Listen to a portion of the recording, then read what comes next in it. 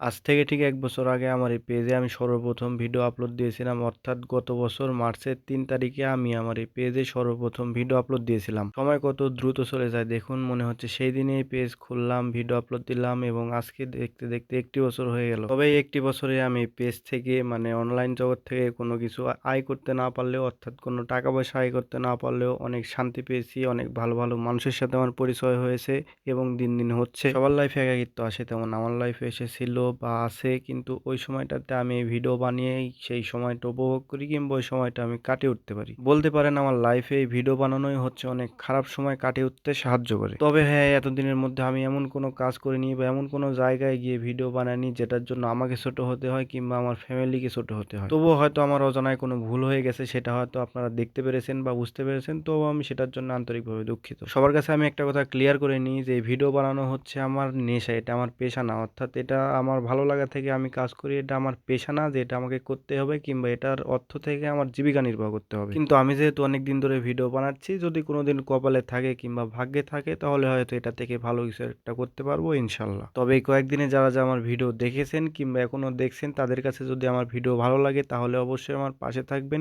অবশ্যই আমি তাহলে আপনাদের সাথে নিয়ে কিছু একটা ভালো কিছু করতে পারবো ইনশাল্লাহ। চলুন আপনাদের সাথে নিয়ে নতুন একটা জার্নি শুরু করা যাক। আর আমার এই পেজে যেহেতু আমি ডেইলি ভ্লগ আপলোড দিচ্ছি, যদিও গত ২-৩ দিন আপলোড দেওয়া হয়নি, সেটার জন্য আমি আন্তরিকভাবে দুঃখিত। তবে হ্যাঁ, আবারও খুব শীঘ্রই আপনাদের সাথে ডেইলি ভ্লগ নিয়ে আসতেছি। তাহলে যারা, যারা আমার পেজটিতে এখনো ফলো করেননি তারা ডেইলি ভ্লগ দেখতে হলে এখনই পেজটিতে ফলো করে দিন। আশা করি আপনাদের জন্য ভালো কিছু আসতেছে।